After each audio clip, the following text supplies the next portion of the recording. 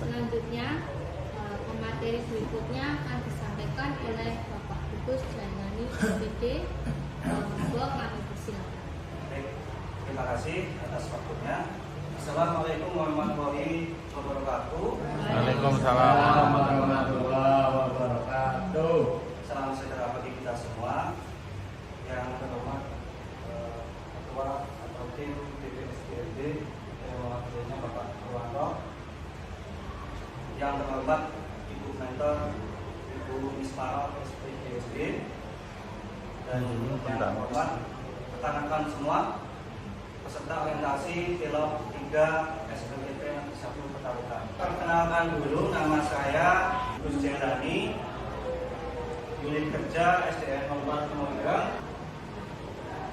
Mungkin langsung saja untuk laporan yang saya buat menuju ke bab 4, yaitu tentang rencana hasil kerja P3K atau PPPK.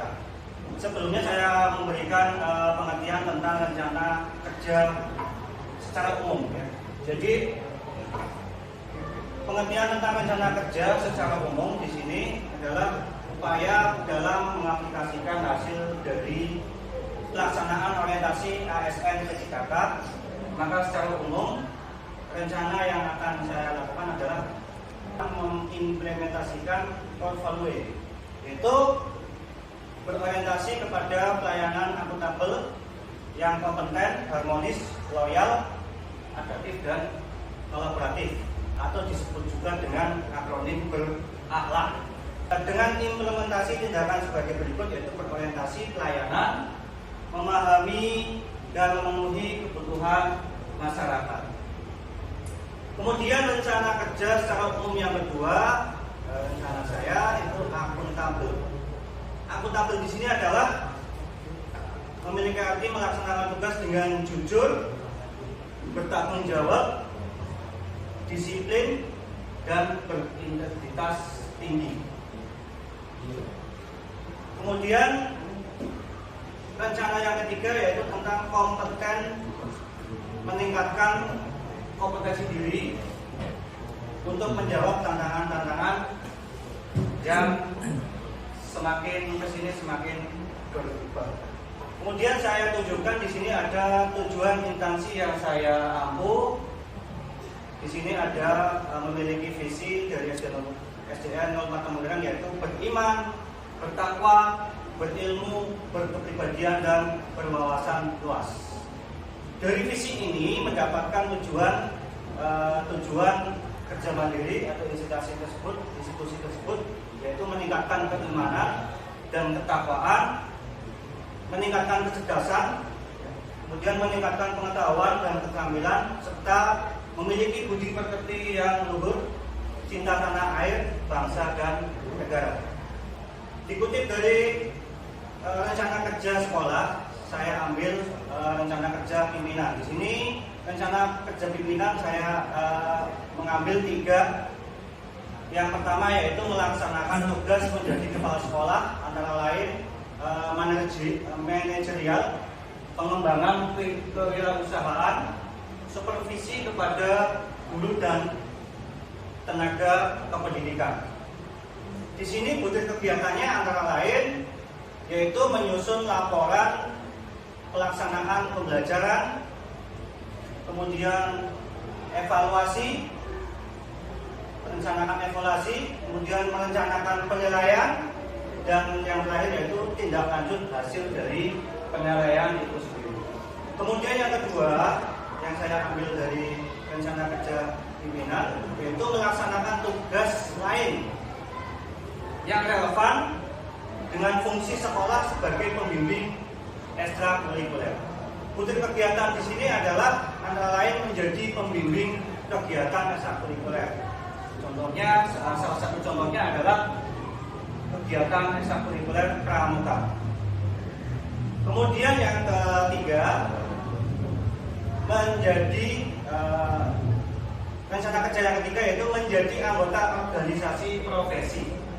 Ini salah satu kegiatannya antara lain adalah kepengurusan PGRI. Kebetulan kepala sekolah atau pimpinan saya juga termasuk anggota dan mengikuti di PGRI. Kita bahas satu persatu. Yang pertama yaitu menyusun rencana pembelajaran. Nah, di dalam menyusun rencana pembelajaran di sini tahapannya yang pertama yaitu menyusun tujuan pembelajaran. Di sini tujuan pembelajaran itu adalah merupakan arah yang ingin dituju dari keseluruhan rangkaian dari aktivitas pembelajaran itu sendiri. Nah, tujuan pembelajaran di sini mengacu pada kompetensi dasar. Kemudian memperhatikan juga indikator pencapaian kompetensi. Langkah pertama. Kemudian untuk langkah kedua dalam menyusun rencana pembelajaran di sini adalah merancang langkah-langkah pembelajaran.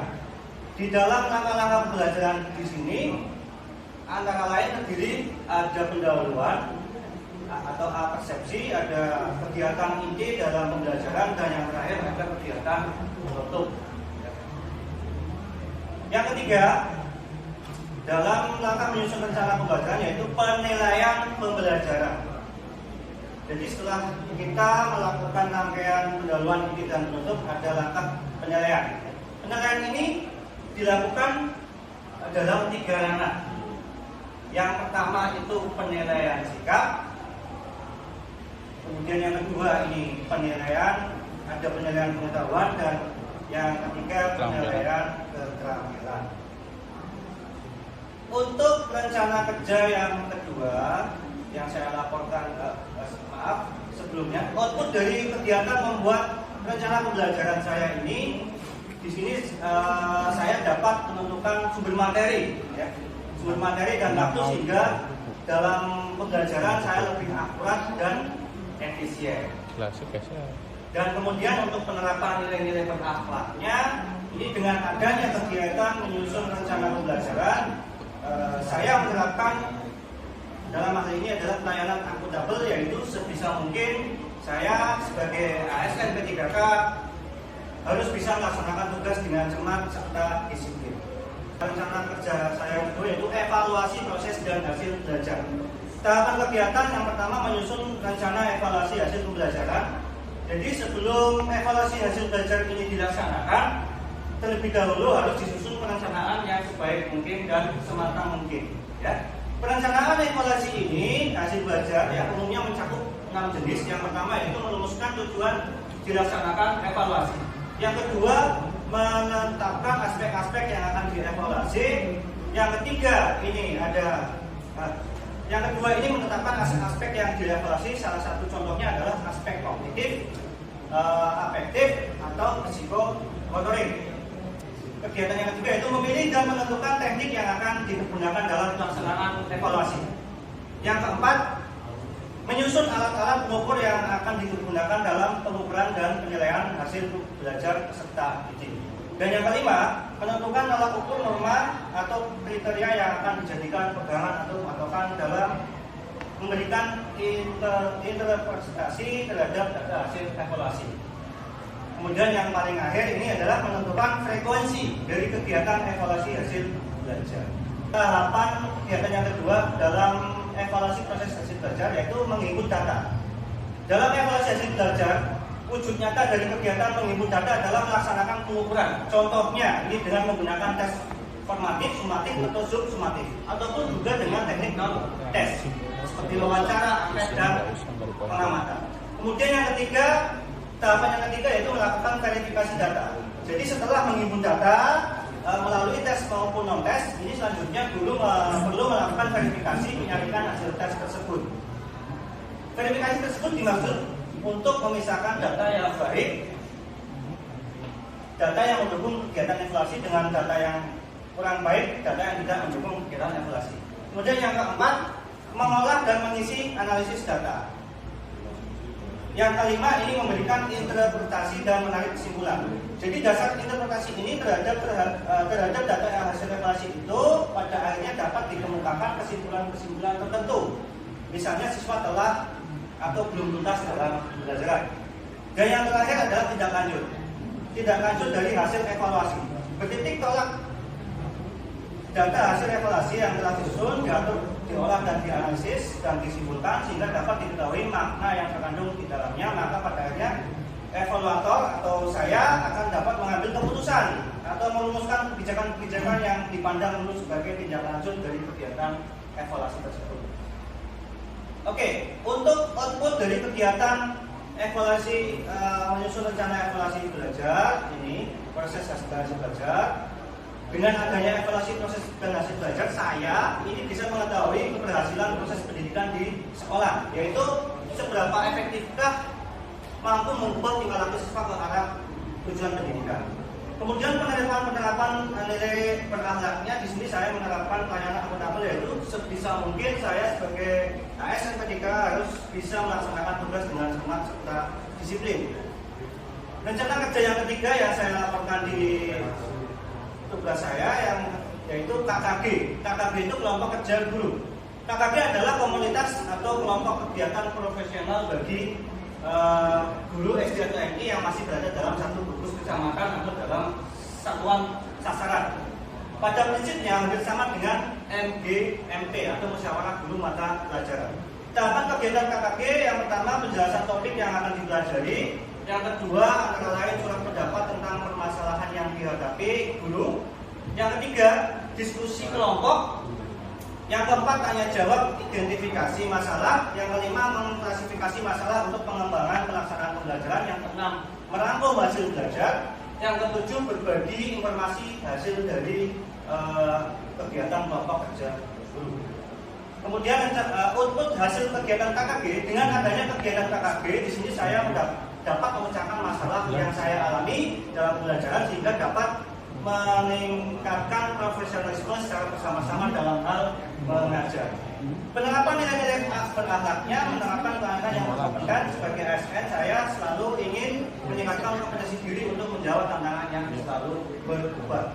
Dan yang terakhir yaitu rencana kerja yang terakhir yang keempat yaitu tingkat platform Merdeka Mengajar. Platform Merdeka Mengajar dibangun untuk menunjang implementasi kurikulum Merdeka agar dapat membantu guru dalam mendapatkan referensi, inspirasi dan pemahaman tentang kurikulum Merdeka. Di dalam aplikasi Merdeka Mengajar ini terdapat menu yang dikelompokkan berdasarkan manfaat, yaitu ada 4 menu. Yang pertama belajar kurikulum Merdeka, yang kedua kegiatan belajar mengajar, di antaranya menu tersebut ada asesmen murid dan perangkat ajar. Di menu yang ketiga ini ada pengembangan diri, pelatihan mandiri dan isinya adalah pelatihan mandiri dan komunitas. Dan menu yang terakhir jadi mencari dan berbagi inspirasi, isinya seperti video inspirasi dan bukti karya dari beberapa guru yang menggunakan platform tersebut. Oke, output kegiatan ini dengan adanya kegiatan tingkat platform Merdeka Mengajar, saya dapat menggunakan aplikasi platform Merdeka Mengajar yang sesuai dengan ketentuan yang diberikan oleh aplikasi tersebut. Penerapan nilai-nilai berakhlaknya di sini saya dalam hal ini harus cepat menyesuaikan diri menghadapi perubahan, terus berinovasi dan mengembangkan kreativitas dan proaktif terhadap perkembangan teknologi di dalam pendidikan. Baik, terima kasih, sekian dan terima kasih. Barangkali ada rekan mentor atau rekan-rekan tanggapan dari presentasi saya, monggo waktu dan tempat saya persilakan. Presentasi yang Bapak sampaikan ini secara keseluruhan sudah bagus. Jadi untuk dari rencana sampai hasil itu sudah relevan. Tentu saja Pak. Baik, tidak ada lagi. Baik, terima kasih. Saya akhiri. Saya kata wassalamualaikum warahmatullahi wabarakatuh.